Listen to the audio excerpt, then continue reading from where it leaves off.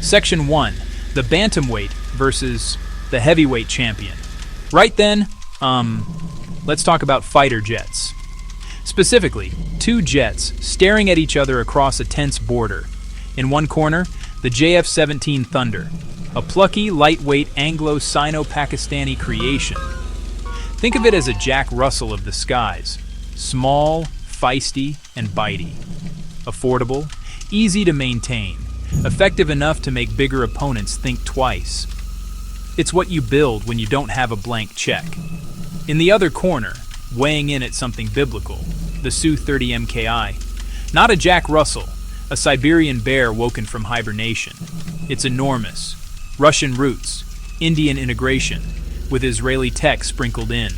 2 engines, 2 seats, enough pylons to start a small war designed to dominate.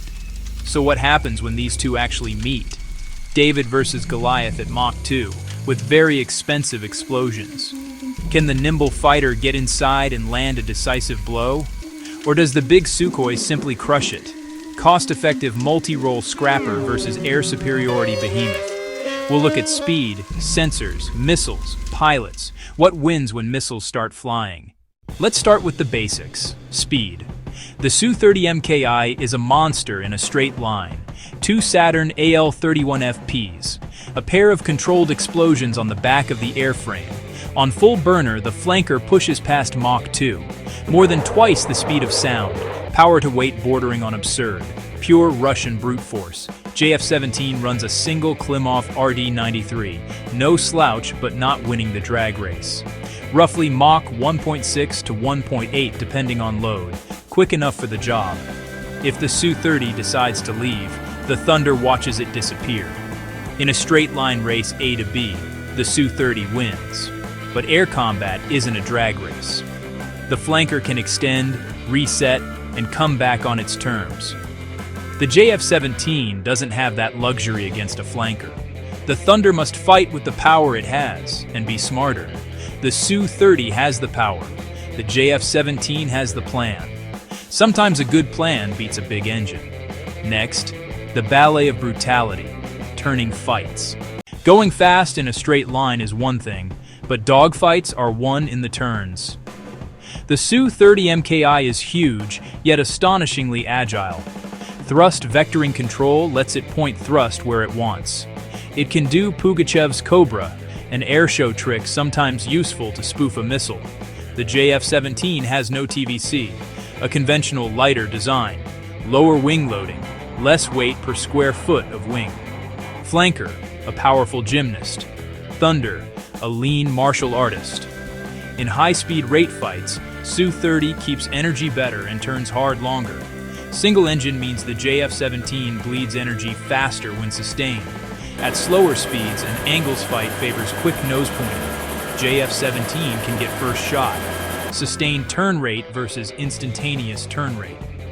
Pilot skill becomes paramount. JF-17 tries to slow and tighten. Su-30 keeps it fast and vertical. The flanker vectors its nose where it has no right to be, seeking a lock. The winner forces the other to fight on their terms. Next, seeing first, radar wins fights before they begin. In modern air combat, Rule 1, see the enemy before they see you. Su-30 MKI fields the N-11M bars, large PESA with big aperture. It sees far, tracks many, and prosecutes multiple targets. JF-17 Block 3 gets a modern ASA, likely KLJ-7A. Harder to detect, more jam-resistant, scans faster. But ASA is smaller, less aperture than the flanker's big dish. Consensus, bars probably detects farther. ASA is stealthier in emission. ASA is like a faint penlight. PISA's searchlight is powerful and obvious. If JF-17 closes undetected, ASA yields a clean lock in the final moments. If BARS spots Thunder at 100 miles, Su-30 maneuvers perfectly and shoots first. Then missiles fly before the Thunder's fully in the fight. Brute force versus subtlety. Who sees, shoots, and survives? A fast plane is an expensive taxi without weapons. Both can carry eye-watering loads. Let's talk missiles. Su-30 MKI is a flying arsenal, 12 hardpoints up to 8 tons. R-77, R-27 for reach, and the high off-bore sight R-73 for knife fights. Look and shoot. HMD slings the R-73 off-bore sight. JF-17 carries less, but what it carries is lethal. Game changer. PL-15 long-range AM, seriously potent, rumored to outrange the standard R-77. Dual-pulse motor, saves burn for terminal chase. PL-10 for close-in, Schaub's parity with R-73. SU-30 might detect first. JF-17 with PL-15 might shoot first. Both fire at range and crank. Quality of radar and missile is everything. SU-30 is the shotgun. JF-17 Block 3 is the sniper. A good missile can neutralize raw speed. But getting to the fight and staying is another battle. SU-30's monumental range. Big tanks, refueling, hours on station. Combat radius over 1,500 km, choose where and when to fight. JF-17 is shorter-legged. Defensive, point interceptor DNA. Two-seat SU-30, pilot flies, WSO runs radar, sensors, weapons, lower workload, higher SA.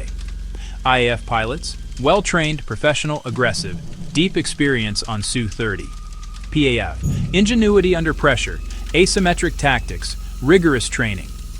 Block 3 shifts PF toward BVR snipers. First look, first shot, kill, swift, stealthy shots, disengage, avoid flankers' energy fight. Both sides field AEW&C, who detects first and protects their eye wins. Networks and jammers shape the sky more than any single jet. Coordinated AESA ambushes turn light fighters into dangerous packs. Who wins? It depends. One-on-one, no help, SU-30 MKI should win most of the time. But with planning, sensors, and PL-15, the Thunder can kill from range. If JF-17 gets dragged into a high-energy turning fight, it's a mistake. Offense SU-30s versus defending JF-17s, range and AWACS versus sniper tactics.